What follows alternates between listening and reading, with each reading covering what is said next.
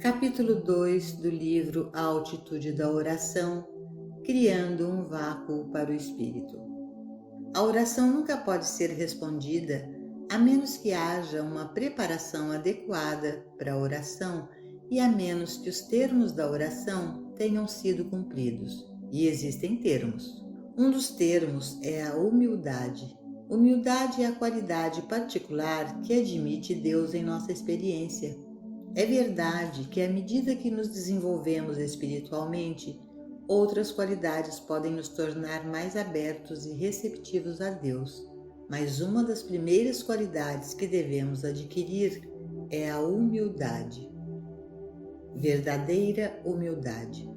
Humanamente, nossas vidas foram vividas como se nós, por nós mesmos, pudéssemos realizar maravilhas, como se fôssemos suficientes para nós mesmos, com toda a sabedoria, poder e força necessários para sair e fazer ou quebrar este mundo. Muitos de nós crescemos com muita confiança e fé em nossos próprios poderes e sabedoria, e é nesse aspecto que a qualidade da humildade deve ser desenvolvida em nós. A verdadeira humildade não é autodepreciação, nem a construção de um mecanismo de escape por causa de uma fé em algum Deus desconhecido ou algum poder desconhecido. A verdadeira humildade compreende que no princípio Deus se encarnou como nosso próprio ser. Deus nos transmitiu sua própria natureza e qualidades. Se estamos amando, é porque existe uma centelha do amor de Deus em nós. Se somos sábios, é porque existe uma centelha da sabedoria infinita em nós. Se estamos bem, é porque há uma centelha do ser divino em nós. Entender nossa dependência do infinito invisível é o senso de humildade que eu lhe peço para refletir. Não é que você seja menos que o outro. Não é o senso de humildade que se curva diante de algum outro ser humano. É a humildade que reconhece uma graça divina, um poder divino, um ser supremo em operação. Não há nada de uma natureza duradoura que o homem precise orar por ou sobre. Aquilo que é, sempre foi, é agora e sempre será. Nossa oração não fará com que ela passe um minuto mais cedo que seu tempo, nem nossa maldição a deterá. Aquilo que Deus está fazendo, Deus tem feito, e Deus sempre estará fazendo. E orar não vai mudar isso. Não há então razão para a oração? De fato, existe, porque a oração é o próprio pão da vida. A oração leva o divino à nossa experiência individual. A oração não é súplica.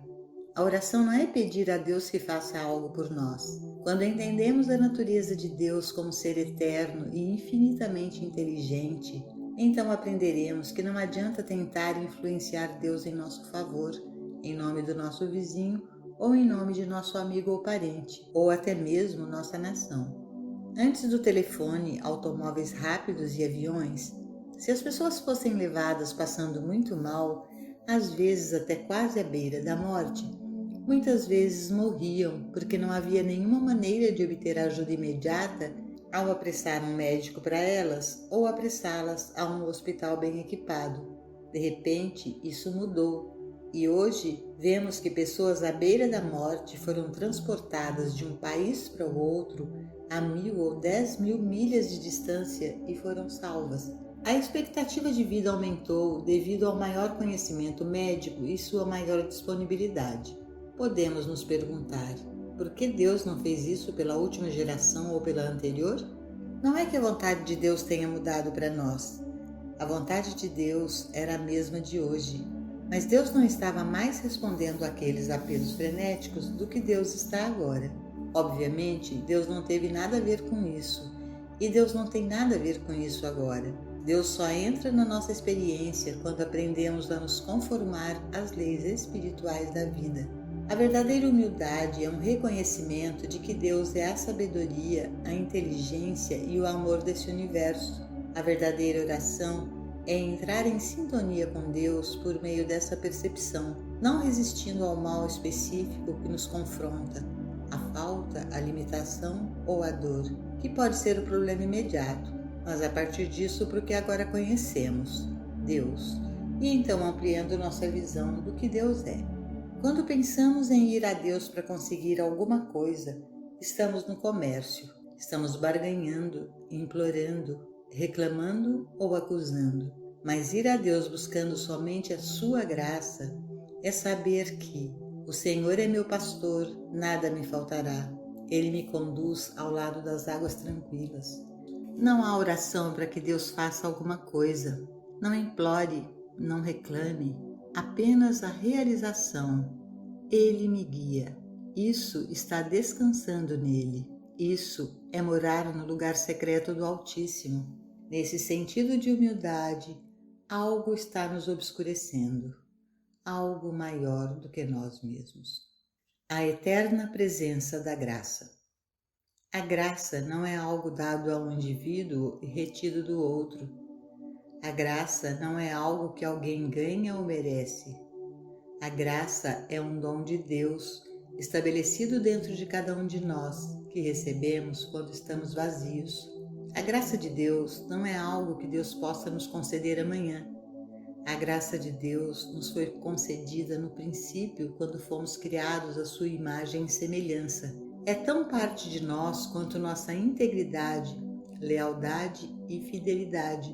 E nós tivemos 100% deles no começo, e ainda temos. Mesmo que não possamos estar expressando todos eles agora, eles estão lá dentro de nós 100%. Assim como eles estavam dentro do ladrão na cruz, ele tinha 100% de integridade dentro dele mesmo quando estava cometendo seus crimes, mas não estava suficientemente vazio para deixar a graça de Deus e a purificação de Deus fluírem.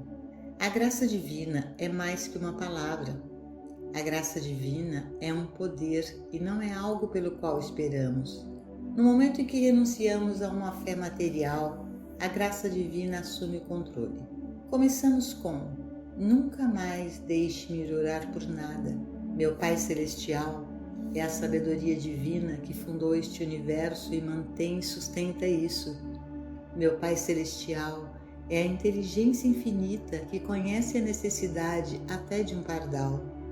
Além disso, meu Pai Celestial é amor divino. É seu bom prazer estocar os mares com peixes, encher o ar de pássaros, as árvores com frutas, os arbustos com flores e o chão com grama.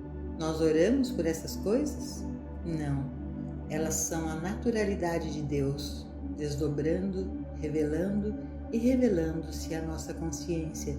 E quando oramos para fazê-los acontecer, acabamos nos separando deles. A graça de Deus é estabelecida dentro de nós. Pensar de outra forma seria um pecado, porque se todo indivíduo que já foi, é agora ou sempre não terá a graça de Deus, deve ser culpa de Deus. Que terrível acusação seria contra o Deus da sabedoria e o Deus do amor. A graça de Deus está dentro de nós. O reino de Deus está dentro de nós. Como poderia o reino estar dentro de nós se a graça de Deus não estivesse dentro de nós? O reino de Deus, sem a graça de Deus, não poderia ser o reino de Deus, porque o reino de Deus e a graça de Deus são sinônimos. Eles estão estabelecidos dentro de nós e estão aguardando nossa aceitação. Nós os aceitamos desistindo de nossa vontade, nossos desejos, nossos anseios, nossas esperanças, nossas ambições e aceitando a graça de Deus, a vontade de Deus e o caminho de Deus. É o caminho da paz, santidade, justiça, harmonia, plenitude, perfeição e abundância, muito além da nossa capacidade de delinear. Quando nós entregamos todos os nossos desejos e anseios e começamos a receber Deus, nos perguntamos como poderíamos ter sido tão mesquinhos conosco mesmos, a fim de querermos apenas a pequena parte que desejamos em face da abundância que nos espera. Quem sabe que tesouros Deus colocou para aqueles que o amam? Quem sabe que tesouros Deus tem reservado para aqueles que entregam seus desejos, anseios e vontades e permitem que a graça de Deus seja cumprida? Limpeza do templo. Na meditação, nós nos esclarecemos de nossos desejos, esperanças, anseios e vontades e nos estabelecemos em Deus. Estou satisfeito, Pai, que Tu és a inteligência onisciente. Estou satisfeito que Tu sabes minha necessidade antes de eu fazer. Estou mais do que satisfeito que Tua vontade seja feita em mim e que Tua graça seja minha suficiência em todas as coisas.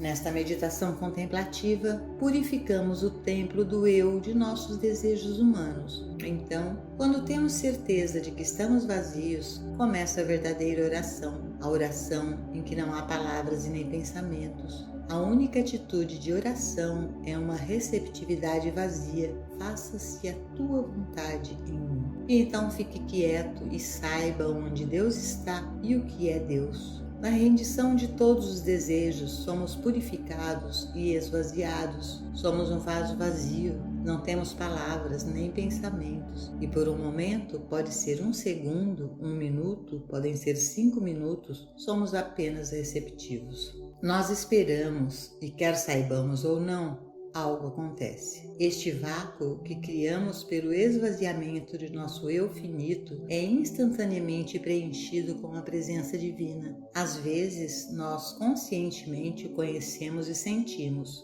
outras vezes não. No entanto, não é importante saber se a conhecemos ou se a sentimos. O importante é que isso aconteceu. Não pode haver tal processo de esvaziamento sem um processo de preenchimento, pois estes são um entendimento da natureza de Deus é necessário para a oração. Quando nos entregamos a Deus, não há pobreza nem riqueza. Existe a abundância infinita da totalidade, não um pequeno bocado de tudo.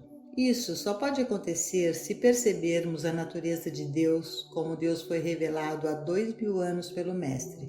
Como podemos amar um Deus que acreditamos estar retendo, mas vai nos dar o que pedimos depois que o perseguimos com força suficiente ou por tempo suficiente? Não há Deus para reter qualquer coisa de nós, e não há Deus para nos dar nada. Deus é o mesmo ontem, hoje e eternamente. Deus é o mesmo de eternidade a eternidade. Tudo que Deus está fazendo hoje, Deus tem feito sempre e sempre continuará a fazer, porque a natureza de Deus é. Deus não é Deus e nem Deus será. Deus é. Por mais estranho que seja o sol, não oramos para que ele entre. Abrimos as janelas e as persianas e deixamos entrar. Deus não sabe se precisamos de um automóvel ou de uma casa nova. Não. Deus conhece a nossa necessidade, pois a luz do sol conhece a necessidade da terra. O sol sabe que deve brilhar e Deus sabe que Deus deve ser Deus. Deus é satisfação. Quando temos o sol, temos luz e calor, pois o sol é luz e calor. Não precisamos de comida, roupas, moradia e transporte. Precisamos de Deus. E tendo Deus, descobrimos que Deus é a saúde da nossa face. Deus é o pão, a carne, o vinho e a água. Toda vez que vamos a Deus com alguma necessidade ou desejo que desejamos realizar, estabelecemos a barreira que nos impede. Só pode haver uma maneira de ir a Deus.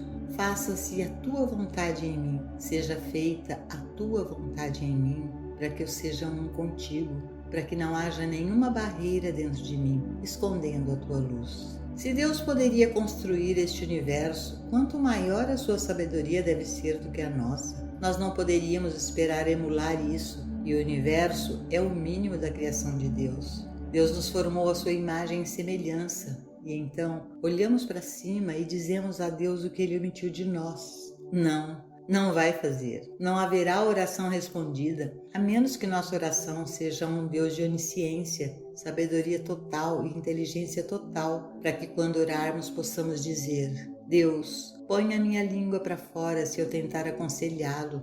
Deixe que minha oração seja com os ouvidos, não com a língua. Deixe que minha oração seja estar escutando, não falando. A mente do homem nunca chegará a Deus em oração, a menos que a mente ainda esteja de modo que possa ser receptiva à voz mansa e delicada. Fala, Senhor, porque teu servo ouve. E não, teu servo está dizendo a ti, teu servo está perguntando a ti. Que a oração seja uma atitude de escuta um estado de consciência receptivo, com um desejo apenas de que o que ouvimos nos transforme e nos renove, que cada palavra que ouvimos nos purifique e nos torne adequados para o influxo divino.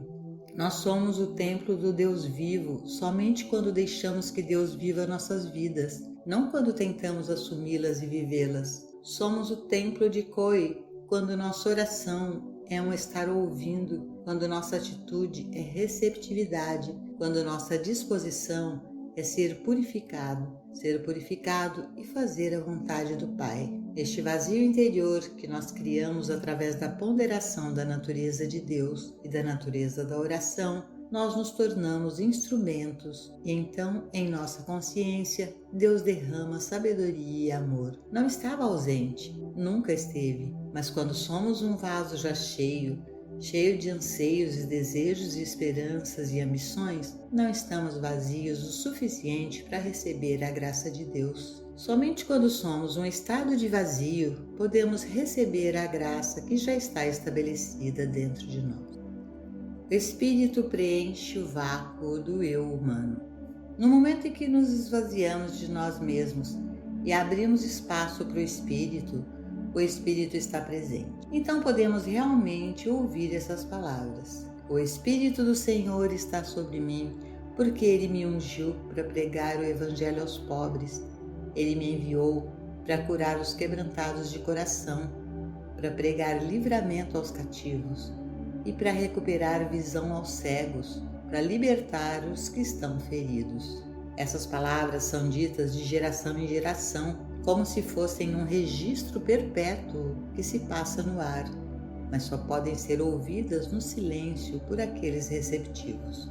Quando o Espírito de Deus habita em nós, então nos tornamos filhos de Deus. Quando é que o Espírito de Deus habita em nós? Ele tem habitado em nós de eternidade a eternidade, mas a partir do momento em que reconhecemos isso, nosso vazio e nossa compreensão disso, ele funciona conscientemente como nossa vida.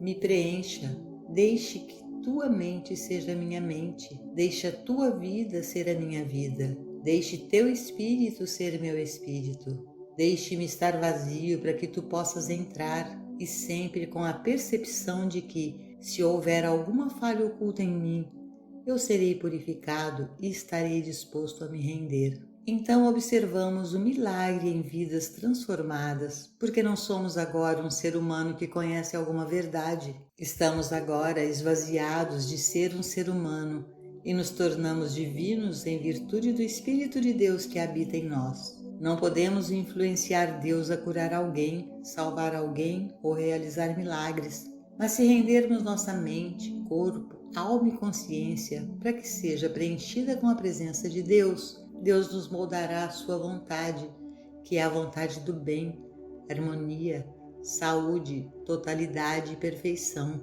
Quando nos entregamos a Deus, Deus nos fará a sua imagem e semelhança, que é a imagem e semelhança de saúde, harmonia, abundância e alegria. Às vezes, somos apenas capazes de provar que o maná cai por apenas um dia de cada vez, que existe uma suficiência dia a dia em que estamos para o que precisamos, mas de qualquer maneira que venha, não vai além da vontade. Será que estou cedendo à vontade de Deus a fim de que possamos ser influenciados por Deus? Devemos entregar nossa vontade à vontade divina e deixar que a presença e o poder de Deus nos façam como quiser. Devemos nos render, se necessário, até mesmo a nossa vontade de sermos saudáveis. Devemos entregar todo o desejo pessoal, nos abrir completamente e convidar o Pai. Me preencha. Deixe teu Espírito estar presente em mim. Deixe o trabalho que Ele vai fazer. Deixe comigo o que for. A oração não é uma mensagem do homem para Deus. Em seu sentido mais elevado, a oração é a palavra de Deus proferida por Deus e recebida pelo homem em sua consciência, com sinais prosseguindo a seguir. Nossa oração é realmente um reconhecimento do fato de que nós vagamos em um país distante e que estamos tentando encontrar o caminho de volta para casa. Portanto, se houver alguma imploração ou súplica, é somente: Pai, me desperte. Uma ausência de oração respondida significa que há necessidade de mais purificação, até que cheguemos diante da presença de Deus com um coração limpo.